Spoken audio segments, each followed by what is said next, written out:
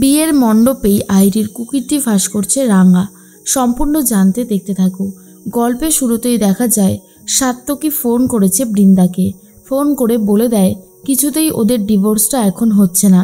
আর এটা শোনার পর বৃন্দা তো পুরোই অবাক হয়ে যায় আর বলে, কেন? রাঙা তো সই করে দিল, অসুবিধার কি আছে?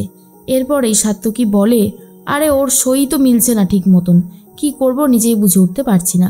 বৃন্দা বলে, আরে ও তো গ্রামের মুখ্য সূক্ষ্ম মেয়ে, কোনোভাবে একটা এই সই করে আবার অন্য কোনো জায়গায় অন্য সই করে। এখন এটাই তো হওয়াটা স্বাভাবিক, কিন্তু ও যে টিপছাপ দিল সেটাও কি মিলছে না? তখনই সাত্তকী বলে, না সেটাও মিলছে না, কি হচ্ছে আমি বুঝতে পারছি না। বৃন্দা বলে, শোনো সাত্তকী, তীরে এসে তরি কোনোভাবেই ডুবতে দেওয়া যাবে না। তুমি এক কাজ করো, যেভাবেই পারো ব্যবস্থা করো, আর না হলে আজকে সবাইকে বলে দেবে ডিভোর্স হয়ে গেছে। কিন্তু ডিভোর্স যে আদতেও হয়নি এটা কাউকে বলা চলবে না। আমরা দরকার পড়লে একলব্যর কাছ থেকে আরও কিছু পয়সা কড়ি নিয়ে বলবো ডিভোর্সের সমস্যা হচ্ছে, টাকা পয়সা লাগবে। রাঙা তো লুকিয়ে লুকিয়ে সবটা শুনতে পায় আর বলে, বড় বৌদিদি, তোর টাকার প্রতি যে এত ভালোবাসা আর কি করেই বা বোঝাবো, কিন্তু এই রাঙামতি থাকতে যে এই কাজটা হতে দেবে না, কিছুতেই সে পিছন ছাড়বে না।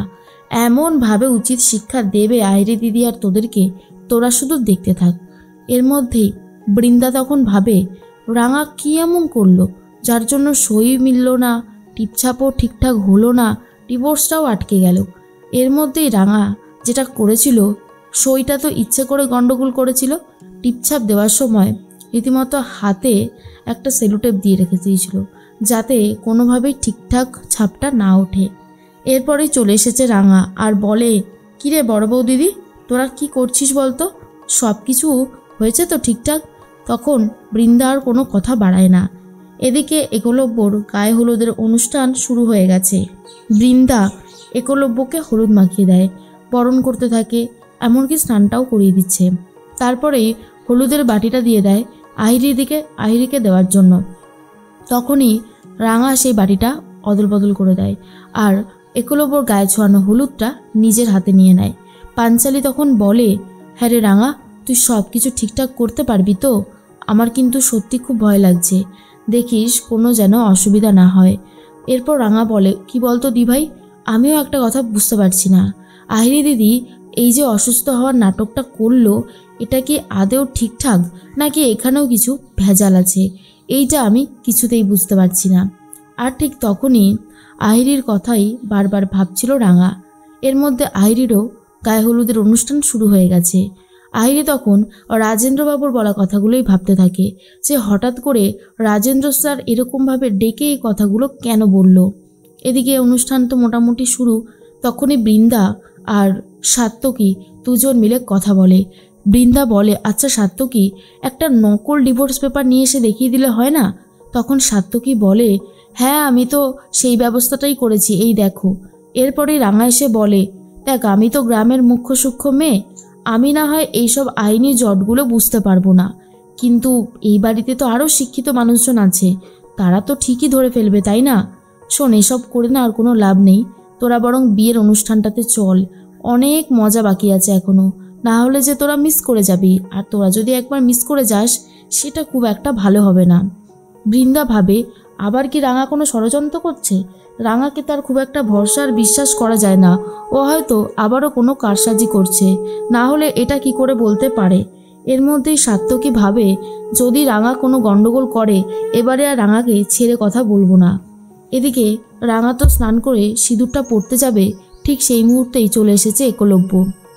একলব্য বলে, কি ব্যাপার, তুমি সিঁদুর পরছো কেন? এই অধিকারটা তো তুমি অনেকদিন আগেই হারিয়েছ, তাহলে সিঁদুর পরার মানেটা কি? তখনই রাঙা বলে, জানি তো আমি এখন আর সিঁদুর পরতে পারবো না, কিন্তু এখনও তো তোর সাথে আহিরি দিদির বিয়েটা হয়নি, আর আমিও এই বাড়িতেই আছি, তাহলে আমি কেন সিঁদুর পরতে পারবো না রে উড়ানবাবু? আজকের দিনটা বরং আমি সিঁদুরটা পরেই নিই। আর এটা নিয়ে একলব্য তো খুবই রেগে যায়, বলে, তুমি মানুষ না অন্য কিছু, কেন ডিভোর্স পেপারে সাইন করে দিলে তুমি? তখন রাঙা বলে, তোর সাথে তো আহিরি দিদিকেই অনেক ভালো মানায়, আমি তো কাজের মেয়ে বলে না হয় আজকের দিনটা আমাকে সহ্য করে নে। এরপর একলব্য আর কিছু বলার মতন অবস্থাতেই নেই। তখনই বৃন্দা এসে বলে, কি হলো একলব্য, তুমি এখানে দাঁড়িয়ে আছো কেন, চলো। ওদিকে আহিরি বিয়ের মণ্ডপে কিন্তু পৌঁছে গেছে। খুব সুন্দরভাবে সেজে পান পাতা মুখে নিয়ে আইরি চলে এসেছে আর একলব্য চলে গেছে মণ্ডপে। তখনই বৃন্দা বলে, শোন রাঙা, আজ তুই কোনোভাবেই কোনো কারসাজি করবি না, আজকে ওদের বিয়েটা ভালোই ভালোই হয়ে যেতে দে। তখনই রাঙা বলে, বিয়ের মণ্ডপে সিট কিন্তু খুবই অল্প, দেখ এই শো কিন্তু হাউসফুল হয়ে যাবে, তুই কিন্তু অনেক কিছুই মিস করে যাবি বড় বৌদিদি, তাই বলছি দয়া করে আগে মণ্ডপে চল, বিয়ে হবে কি হবে না সেটা তো অনেক পরের ব্যাপার।